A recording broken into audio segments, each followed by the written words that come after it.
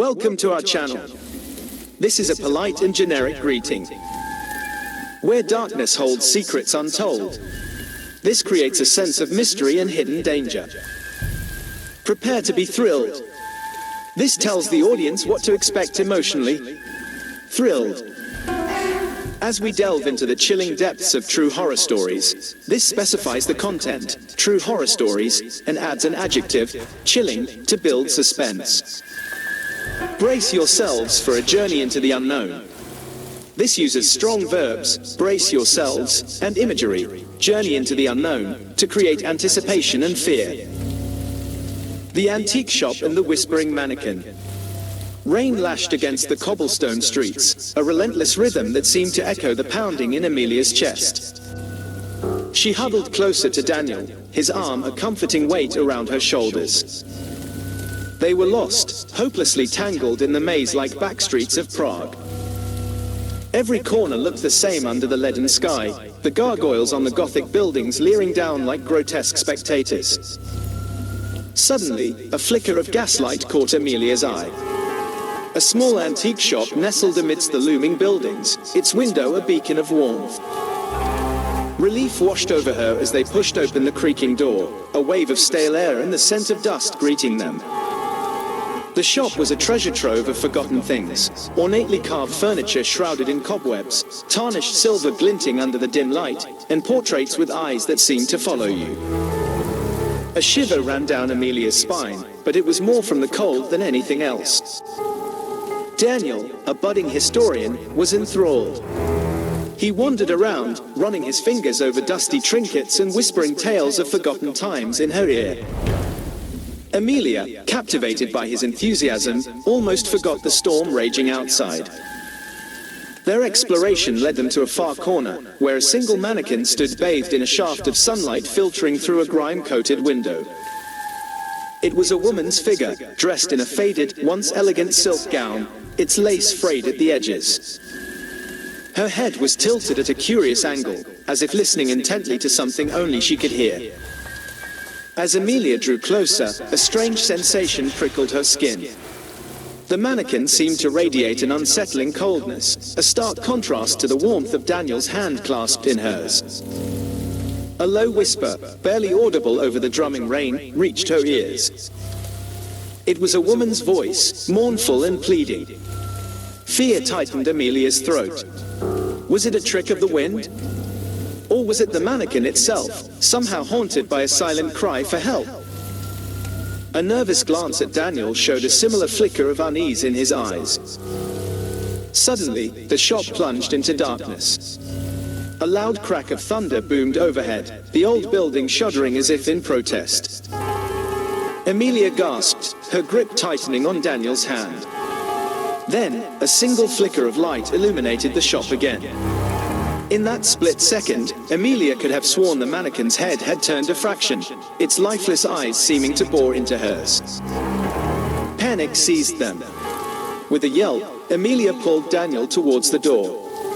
The shop owner, a wizened old man with eyes that held a lifetime of secrets, didn't even bat an eyelid at their frantic exit. Back on the rain-soaked streets, finally finding their way back to their hotel, Amelia shared the unsettling feeling with Daniel. He, ever the skeptic, tried to rationalize it, attributing the experience to the storm and their overactive imaginations. But Amelia couldn't shake off the feeling. The whispering voice, the cold emanating from the mannequin, and that chilling glimpse of movement, it all remained etched in her memory.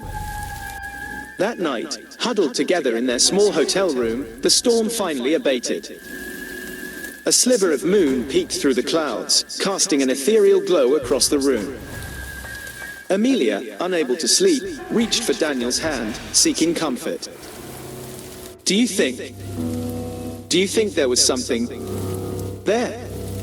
She whispered, her voice barely above a breath. Daniel pulled her closer, his warmth a shield against the lingering fear. Maybe, he conceded, his voice gentle. But whatever it was, it's gone now. We're safe here, together. Amelia leaned her head against his shoulder, finding solace in his words. Maybe he was right. But as she drifted off to sleep, a faint whisper seemed to echo in the quiet room. "Help me." The rain-battered streets and the antique shop with its secrets became a chilling memory, a reminder of a night when the line between reality and the whispers of the unknown blurred, leaving a lingering sense of unease and a newfound appreciation for the safety of loved ones.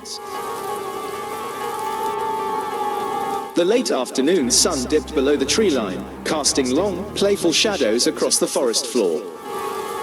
Laughter danced on the breeze as we, a group of college sweethearts, embarked on our usual Saturday trek to the summit. The familiar trail held a different charm under the twilight cloak. A hush had fallen, the symphony of birdsong replaced by the rustling of leaves. As we rounded a bend, Sarah, usually the boldest of us, nudged me with a wide-eyed gasp. My breath hitched as I followed her gaze. Nestled amidst tangled roots, a young woman sat on a pile of leaves. Clad in a tattered pink nightgown, she swayed back and forth, her hair a mess of matted blonde. In the fading light, her eyes held a vacant stare, oblivious to our presence. A knot of fear tightened in my stomach. The setting, the woman's forlorn figure. It felt ripped from a horror movie. We exchanged uneasy glances. Should we help? The thought flickered across my mind, but then I saw it, a glint of metal in her lap. Panic surged through me, cold and sharp. "Let's get out of here," I whispered, urgency lacing my voice. Sarah, her eyes wide with terror, nodded in agreement. We didn't wait for the others to react.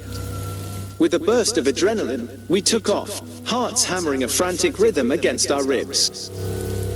Each rustle of leaves, each snap of a twig sent shivers down my spine. We didn't stop until we reached the safety of the main road, gasping for breath. Sarah clutched my arm, her fear mirroring my own. As we waited, breathless and shaken, for the others to catch up, a strange possessiveness surged through me. I wanted to wrap my arms around her, to hold her close and chase away the shadows that lurked in her eyes. When the others finally appeared, their faces pale reflections of our own terror, we recounted the chilling encounter. Were we overreacting? Was it just a drug-fueled hallucination? The image of the woman, lost and clutching that knife, haunted me. Later that night, huddled together in my dorm room, we tried to rationalize the encounter. Every now and then, Sarah's gaze would meet mine, a silent question lingering in her eyes. I reached out, gently taking her hand in mine. It was warm, a tether to reality in the face of the unsettling experience. The following days were a blur of unease. Then, the news broke. A frantic man was searching for his missing daughter. Could it be the woman we saw? Our hearts ached at the possibility.